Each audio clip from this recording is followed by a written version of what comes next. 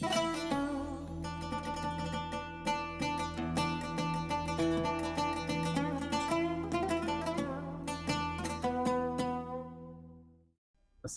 warahmatullahi wabarakatuh. Sahabat yang dimuliakan oleh Allah Subhanahu wa taala. Pernahkah kita membayangkan sebuah mobil yang bodinya sangat mengkilap? Catnya terlihat mahal, namun mesinnya tidak sehat atau mogok. Tentu mobil tersebut tidak bisa dikendarai dengan baik atau tidak bisa digunakan. Begitu juga dengan manusia. Dalam beribadah, hati kita ini adalah mesinnya. Hati adalah pusat dari segala amal.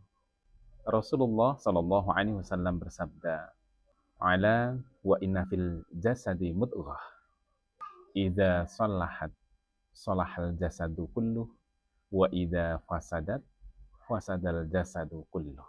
Ala wahya qalb." Ketahuilah sungguhnya di dalam tubuh itu ada segumpal daging. Jika segumpal daging itu baik, maka baiklah seluruh tubuh. Akan tetapi jika segumpal daging itu rusak, maka rusaklah seluruh tubuh. Ketahuilah segumpal daging itu adalah hati. Ibarat kita mempunyai sebuah teko. Kalau isinya kopi, maka yang keluar itu adalah kopi. Atau kalau isinya air jernih, maka yang keluar pun adalah air yang jernih. Apa yang telah kita lakukan secara fisik, baik sholat kita, puasa kita, sedekah, ataupun akhlak yang kita lakukan selama ini adalah cermin dari apa yang ada di dalam hati kita. Allah tidak melihat bentuk wajah kita, Allah tidak melihat casing, Allah tidak melihat topeng kita. Akan tetapi Allah melihat apa yang ada di dalam hati kita. Makanya ada sebuah kaidah fikih, al-umuru bimaqasidiha, bahwa sesungguhnya setiap amal perbuatan itu adalah bergantung pada tujuannya. Rasulullah Shallallahu Alaihi Wasallam bersabda, "Innamal a'malu binniyat." Sesungguhnya segala amal itu bergantung pada apa yang diniatkannya. Allah tidak melihat seberapa lama kita berdiri mengerjakan sholat, tapi Allah melihat seberapa tulus hati kita ketika kita menghadapnya. Amal yang besar bisa menjadi debu jika dalam melaksanakannya hanya untuk riya atau pamer. Sebaliknya, amalan yang kecil seperti menyingkirkan duri dari jalan bisa jadi menjadi tiket surga hanya karena ketulusan yang ada di dalam hatinya. Bahkan seorang pendosa bisa masuk ke dalam surganya Allah karena taubat nasuha.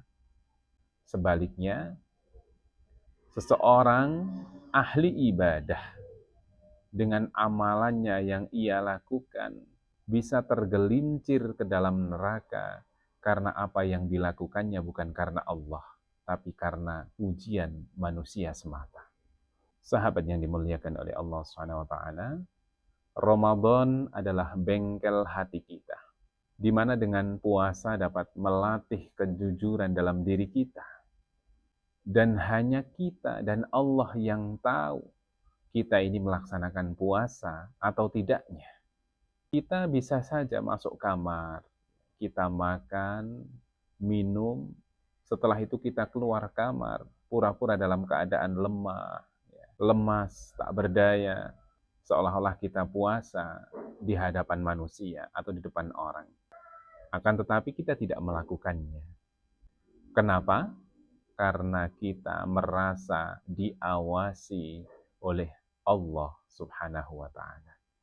Karena Allah sendiri mengatakan, fa innahu li wa ana ajzi bihi. Maka puasa itu untukku, kata Allah. Dan Allah sendiri yang akan memberikan balasannya. Inilah hebatnya bulan suci Ramadan. Ramadan telah mendidik atau mentarbiyah hati kita. Pertama, supaya kita menjadi orang yang jujur, merasa selalu diawasi dan dilihat oleh Allah Subhanahu wa taala. Yang kedua, kita dilatih untuk sabar.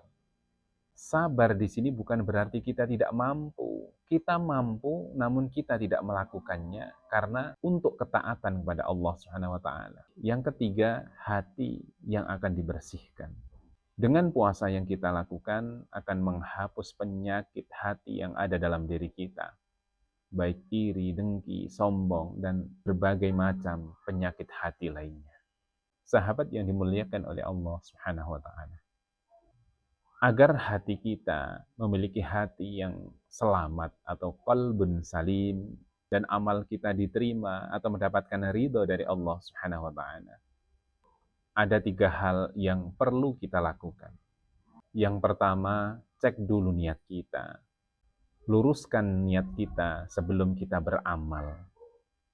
Tanya kepada diri kita, sudahkah amal yang kita lakukan diniatkan hanya karena Allah Subhanahu wa taala atau justru sebaliknya? Yang kedua, perbanyak beristighfar, memohon ampun kepada Allah Subhanahu wa taala. Karena istighfar adalah seperti sabun yang akan membersihkan noda hitam yang mengotori hati kita. Yang ketiga, jangan merasa diri paling baik, paling suci. Jangan sampai dengan puasa yang kita lakukan, kita merasa lebih baik dari orang lain yang mungkin belum bisa melaksanakan ibadah di bulan suci Ramadan ini secara maksimal.